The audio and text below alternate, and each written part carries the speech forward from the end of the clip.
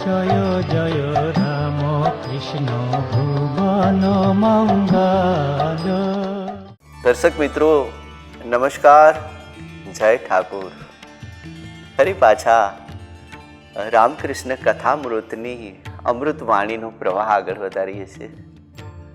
દર્શક મિત્રો, આગળના પ્રસંગમાં જોઈ ગયા હતા કે એક વાઘનું બચ્ચું ઘેટાઓની અંદર ભળી જાય છે નાનપણથી। એ દ્રષ્ટાંત કથા દ્વારા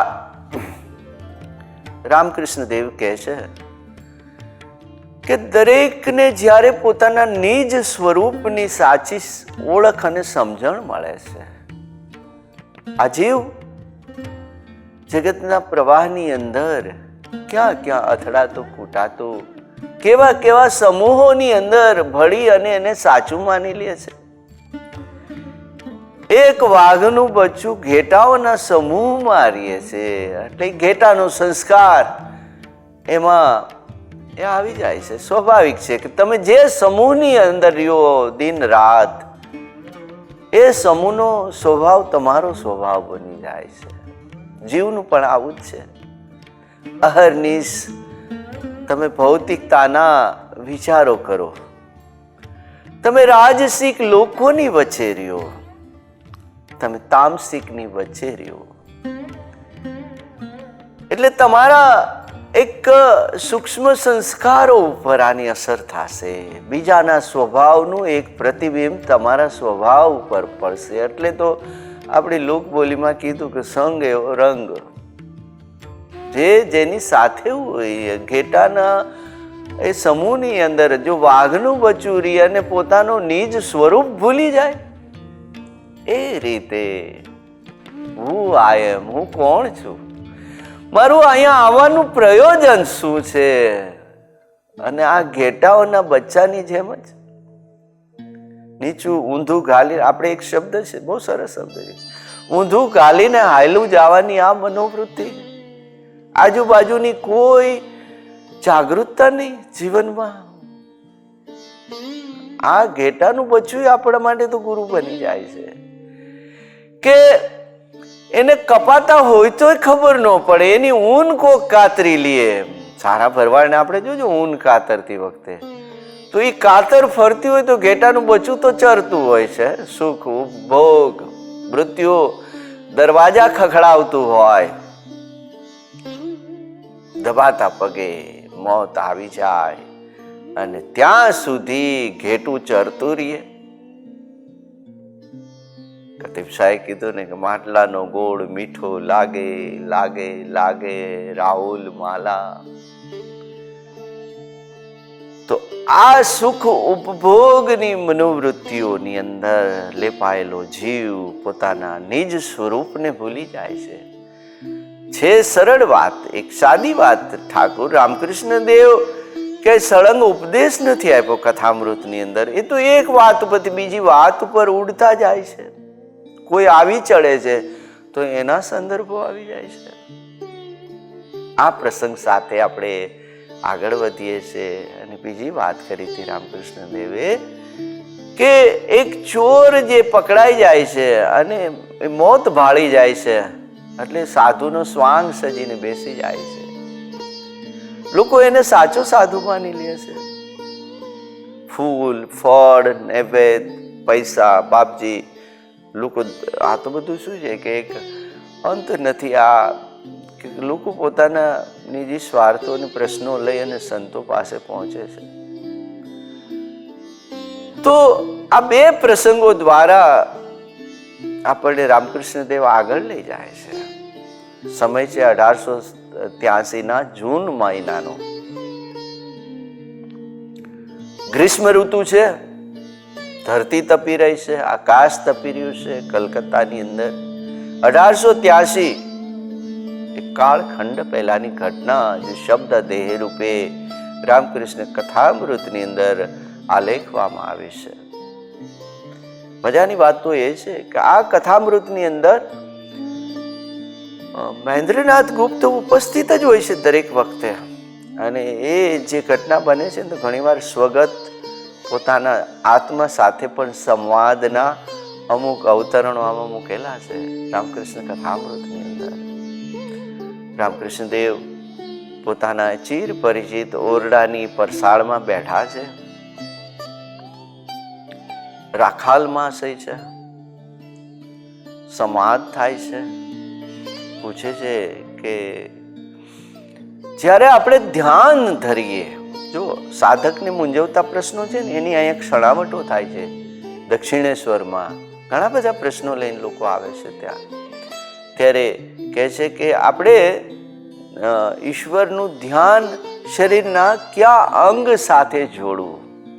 અંતર્મન માણસ થઈ જાય, બંધ આંખોએ બેસી જાય, નામ કરે, જપ માળા કરે, સાદી માળા ફેરવતો હોય, એમ જ નામ સ્મરણ કરતો હોય, તો કહે છે કે આપણી તમામ વૃત્તિઓને કઈ જગ્યાએ કેન્દ્રિત કરવી?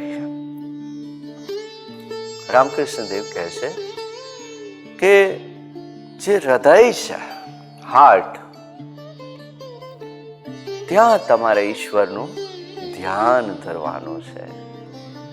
ધ્યાન કે જ્યારે આપણે ચિંતન કરતા હોઈએ છીએ, ચિંતન કરતા હોઈએ છીએ, ત્યારે આપણું ઇન્વોલ્વમેન્ટ, આપણી એકાગ્રતા, તમામ કોન્શિયસનેસ હાર્ટ સાથે જોડાઈ જવી જોઈએ. જે લાગણીઓ અને વિચારોનું ઉદ્ગમ સ્થાન જેને કહેવામાં આવે છે. તો હૃદયની અંદર ઈશ્વરનું એ ધ્યાન કેન્દ્રિત કરવું જોઈએ. રામકૃષ્ણ દેવે વાત કરી છે. સાધકને પ્રશ્નો થાય તો એનું સમાધાન પણ ઠાકોરે આપ્યું છે. એવામાં મહેન્દ્રનાથ ગુપ્ત લખે છે કે કાલી મંદિરના એક કુટુંબ સાથે, કાલી મંદિર જેને એના મુખ્ય દાતા હતા, એ પરિવારની સાથે જોડાયેલી એક ભગવતી દાસી, એક સ્ત્રી જે ઘણા વર્ષોથી એ કુટુંબની સેવા કરતી હતી, એ આવી ચડે છે. રામકૃષ્ણ દેવ બેઠા છે. રામકૃષ્ણ દેવે ક્યાંય કોઈ એક ગ્રહ, પૂર્વગ્રહ કે કોઈને, પણ હા એની મર્યાદાઓ છે. એક પવિત્ર પાયસ, એક કાચની આર પાર જોઈ શકાય એટલું આ પવિત્ર વ્યક્તિત્વ છે. એને મળવા આવે છે. સમસ્યાઓ એ જ્યારે દાસી ભગવતી ત્યાં આવે છે એટલે રામકૃષ્ણ દેવ એને ઓળખે છે. ઠાકોર સંવાદ કરે છે બધાની સાથે, અને ઘણીવાર એમને એ હસે છે વાતચીત કરતા, તો કહે છે કે કેમ બરાબર ચાલે છે બધું? હવે તો તારી ઉંમર થઈ છે, તો દાન પુણ્ય કાંઈ કર્યું છે? સંકોચવશ દાસી ભગવતી કહે છે કે મારા મોઢે હું કઈ રીતે વાત કરી શકું ઠાકોર? જો આ પરંપરાઓના પ્રતીક છે એક સમાજની વાત, પણ આપણે કંઈ કર્યું હોય, કંઈક દાન આપ્યું હોય, નાનું મોટું કોઈનું કામ કર્યું હોય, તો એ કહે છે કે મારા મોઢે હું થોડી જ વાત કરી શકું, પણ હા મેં એક વૃંદાવનમાં ઘાટ કરાયો છે મારા નામે, અને એ આપના આશીર્વાદથી છે. રામકૃષ્ણ દેવને કહે છે એવું છે કે સારું સારું, બહુ સારું. હવે જો અહીંયા એક કોઈ એ પરંપરાઓનો નિષેધ નથી, પણ જે પવિત્રતાની ભૂમિકા એ રામકૃષ્ણ દેવ છે, એક પારદર્શક વ્યક્તિત્વ, એક પૂજ્ય ભાવના કારણે, એક અહોભાવના કારણે એ સ્ત્રી રામકૃષ્ણ દેવના સીધા ચરણ સ્પર્શ કરે છે. આ ઘટના આલેખાયેલી છે આ પ્રકરણની અંદર. આપણી એક ખોટી માન્યતા હોય છે, જીજીવિષા હોય છે, ગમે એના પગ પકડી, પણ એને કેટલી તકલીફ થતી હોય છે એ આપણને ખબર નથી. કે જે દેહ સંપૂર્ણપણે કોસ્મિકની નજીક રહેતો હોય એને જ્યારે કોઈ સ્પર્શ કરે છે, કે જેમ દાહક અંગારા લાગે છે અને આપણે જેમ ચીસ પાડી ઉઠીએ છીએ, એ રીતે રામકૃષ્ણ દેવ ના ઉદ્ગારો ભગવાનનું નામ સ્મરણ કરતા કરતા ઉભા થઈ જાય છે. અને જે એના ઓરડામાં ગંગા જળની એક કોઠી ભરેલી રહેતી હતી કાયમ, એનાથી ચરણ ઉપર પાણી રેડીને ફરી પાછા આવે છે. એને ખરાબ ન લાગે દાસી ભગવતીને, એ રીતે ફરી પાછો એ વાતનો દોર તો એની સાથે જ ચાલુ કરે છે. પણ ઓલી સ્ત્રી મનમાં ઓજ પાઈ જાય છે, કે છે કે મારાથી કંઈક ખોટું થઈ તો આ મર્યાદાઓ છે, આપણી પરંપરાઓની, સંતોની મર્યાદાઓ ક્યારેય તોડાય નહીં. બહુ બહુ સૂક્ષ્મ વાત છે. એ તો આખું અનુભૂતિનું જગત છે. રામકૃષ્ણ દેવને કોઈ સ્પર્શી નહોતું શકતું, એના ચરણને, કારણ કે એનો દેહ છે આખો એક બ્રહ્માંડનો ભાગ બની ગયેલો છે. રામકૃષ્ણ દેવ ત્યાં બેઠા છે, અધરસેન ને એ છે, એમની સાથે વાતો કરે છે. એટલે અહીંયા એક પ્રશ્ન આવે છે. જે પહેલો પ્રશ્ન પૂછે છે કે ઈશ્વરનું ધ્યાન ક્યાં કરવું, એટલે કહે છે કે હૃદયની અંદર. પછી આ દાસી આવી જાય છે અને એમને ખૂબ જ આશ્વસ્ત કરીને એમને વિદાય આપે છે. સંધ્યાનો સમય થયો છે.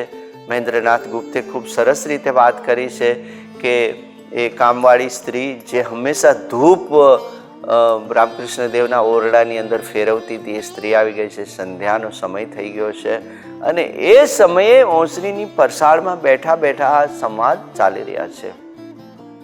અહીંયા એ અધરસેન જે પૂછે છે કે મહાશય, આ સોહમનું શું સમજવું? જેમ કે છે ને, સોહમ, અહમ, સોહમ, તું તે જ છે, તું જ બધું છે. હાજરાની સાથે આ ધર્મકથાઓનો દોર ચાલી રહ્યો છે. અધરસેન છે ત્યાં બેઠા છે. તું જ છો બધું, તું જ વાસ્તવિકતા છો, તું જ સ્વપ્ન છો, તું જ પાપ છો, તું જ પુણ્ય છો. આ ભૂમિકા રામકૃષ્ણ દેવ જોઈ રહ્યા છે. કે છે હાજરા મહાશય પૂછે છે કે મહાશય, આ સોહમનું શું? તો કે છે કે સારો ભાવ છે. ઈશ્વરને બધું જ્યારે તમે સમર્પિત કરી દો છો, એ બહુ સારો ભાવ છે. તારા થકી જ છે.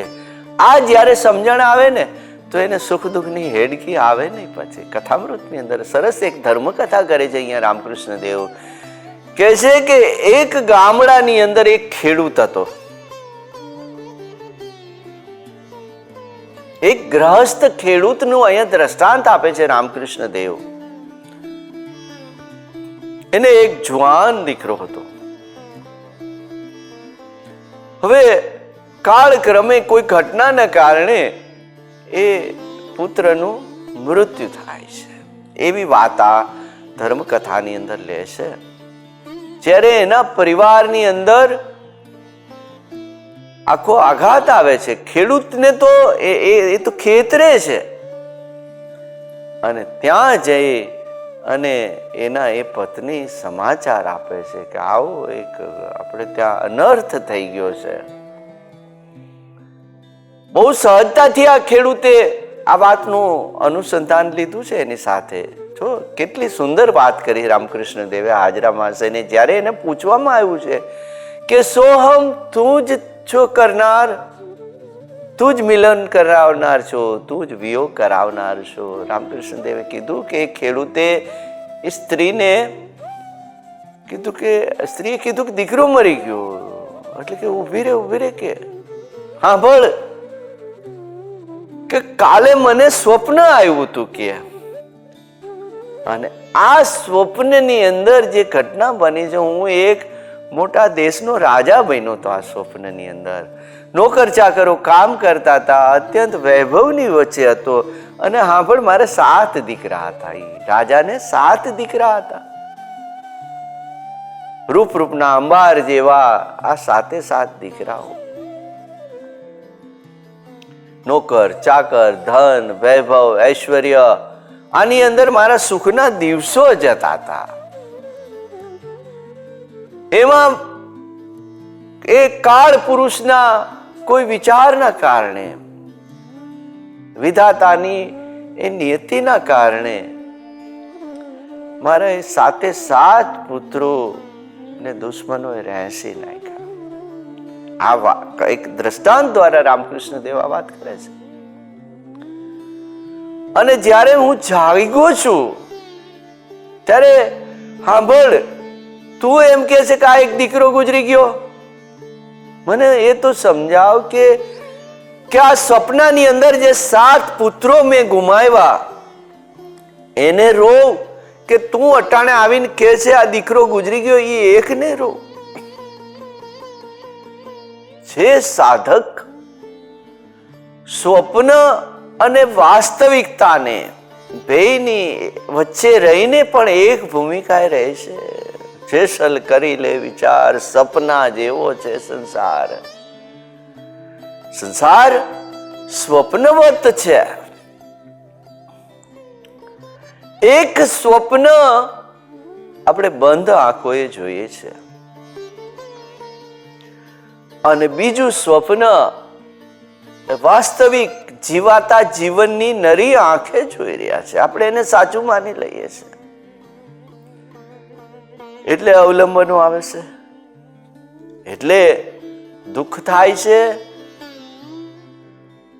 મિલને ઓર બિછડને કી બાત, મળવું ને વિયોગની વાત આપણને રોવડાવે છે. રામકૃષ્ણ દેવ કહે છે કે તે તું જ છો, સો હમ. સ્વપ્ન દેખાડનાર તું જ છો ને. સ્વપ્નને ભોર સુહાની ચંચल बालक लड़का इन दिखलाए, हाथ से बैठा गड़े खिलौना, पांव से तोड़त जाए.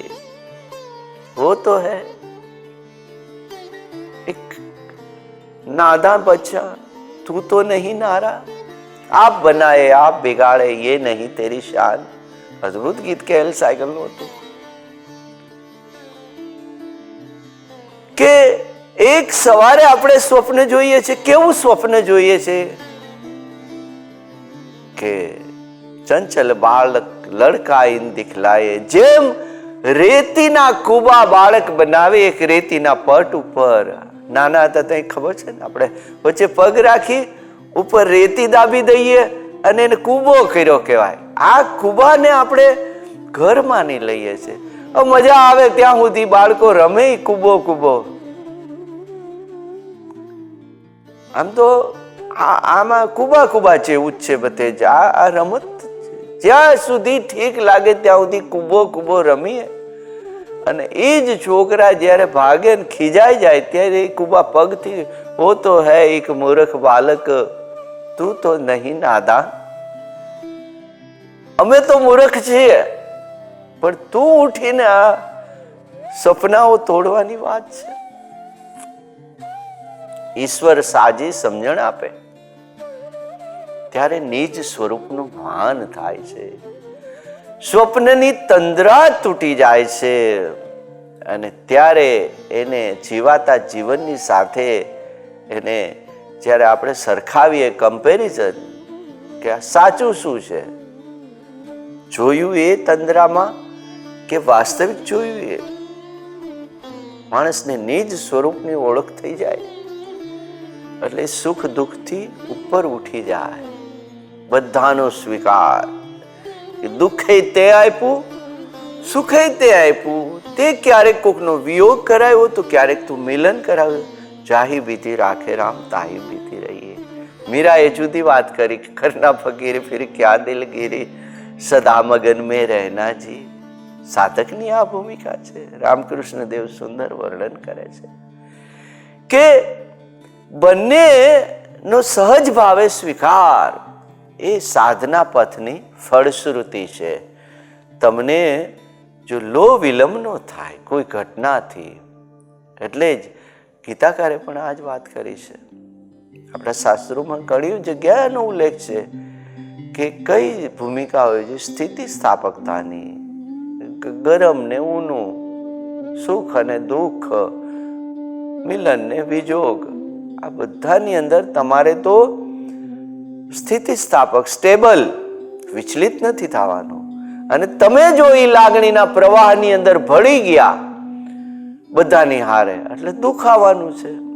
કારણ કે એટેચમેન્ટ તમને રોવડાવે છે, દુઃખ કરે છે. આ વસ્તુ ખોવાઈ જાય, કંઈક છીનવાઈ જાય, કંઈક આપણું ક્યાંક કોઈ હરી લે, ક્યાંક કોઈ અકસ્માતે, કોઈ કુદરતી આપદાને, કોઈ માનવ સર્જિત આપદાના કારણે કાંઈક ઘટના બને એટલે આપણે રોકકળ કરીએ છીએ. પણ એ પહેલા ક્યાં મારું હતું, મારી સાથે તો એનો થોડા સમયથી સંયોગ થયો છે. આ વસ્તુ તો હમણાં આવી છે, એ પહેલા નહોતું. એ પહેલા જીવન તો હતું જ. અનંત કાળના પ્રવાહની અંદર કઈ પ્રાપ્ત કરવું અને કઈ ગુમાવવું એ તો એક પ્રોસેસ છે, એને આપણે વળગી લેશું? શું વાસ્તવિક જીવન એ છે કે ના, મારું ગંતવ્ય તો કંઈક જુદું છે? આ ભૂમિકાએ પહોંચી જાય સાધક તો એને કોઈ આડસો રહેતી નથી હોતી. રામકૃષ્ણ દેવ કહે છે કે શું મારા દિવસો થાય. આ 2-3 ચેપ્ટરમાં રામકૃષ્ણ દેવે પોતાની પૂર્વ કથાઓનું પણ વર્ણન કર્યું છે. જ્યારે હાજરાની બેઠા છે ત્યારે એ માણસ એક સ્મૃતિ એને આવે છે કે શું મારી એ ભૂમિકા હતી. દક્ષિણેશ્વરમાં જ્યારે હું રહેવા આવ્યો છું ત્યારે કહે છે કે હું અહીંયા જમતો નહીં. હું દક્ષિણેશ્વરના ગામડામાં વયો જતો, ગામમાં વયો જતો અને ગમે એને ત્યાં હું જઈને ઊભો રહી જતો. કઈ વાત ન કરતો, મૌન. હા, ભૂખ લાગે ત્યારે કહેતો કે મારે ખાવું છે. રામકૃષ્ણ દેવની આ વાત આવે છે કે એમના પ્રાણને ટકાવે એને આ ભૂમિકાએ સમાધિ ભાવથી એને વાસ્તવિક દુનિયા સાથે જોડનાર હોય તો માત્ર ખાદ્ય પદાર્થો હતા. એને જે જોડી રાખનાર હતા શરીરને, સમાધિની અંદર જ સતત રહેતા હતા, પણ એ ખાવાની વસ્તુ પ્રત્યેનો મોહ હતો થોડોક. એટલે રામકૃષ્ણ દેવ કહેતા કે હું માત્ર એ ખાવાની માગણી કરતો હતો. શું દિવસો હતા કે છે. ઘણા બધા લોકોના નામ લીધા છે જ્યાં જ્યાં જઈને ઊભા રહેતા એ વસ્તુનો. અનાયાસે જે પણ કાંઈ આવીને મળે એનો સ્વીકાર કરી લેવાનો. અદ્ભુત વાતો રામકૃષ્ણ કથામૃતના એ પાને પાને સંગ્રહાયેલી છે કે આખી એક સાધના પથની, એક વિકાસની વાતો છે. એક સામાન્ય બધા સાધકોની એ અનુભૂતિની વાતો છે. હાજરા મહાશયની સાથે વાત કરે છે કે જ્યારે કોઈ પણ સાધક અમુક વસ્તુની પ્રાપ્તિ કરી લે તો એ એના પૂરતી નથી રહેતી હોતી. સોહમની જ્યારે વાત ચાલી રહી એ ભૂમિકાએ પહોંચ્યા પછી માત્ર એને જ ફાયદો થાય એવું નથી. એટલે એક સરસ વાત કરે છે કે કોઈ એક વ્યક્તિ જો તાપણું કરે ને તો 10 જણા એને ઘેરી અને તાપી શકે. સાધક એક ઉચ્ચ ભૂમિકાએ પહોંચે, કોઈ પણ મનીષી, કોઈ પણ સાધના પથના પથિક, તો એને પ્રગટાવેલી એક તાપણું, એક ચેતનાને 10 જણા તાપી અને એની અનુભૂતિ તો કરી શકે છે. એ એકાંગી નથી. એટલે રામકૃષ્ણ દેવની આ વાત છે. દર્શક મિત્રો, ફરી પાછા કથામૃતની કોઈ વાતને લઈને, આગળના પ્રવાહને લઈને અમે ઉપસ્થિત થઈશું આપની સમક્ષ અને આ કથામૃતનો દોર આગળ ચાલશે. ત્યાં સુધી નમસ્કાર, જય ઠાકુર. જય જય રામ કૃષ્ણ ભુવન મંગલ.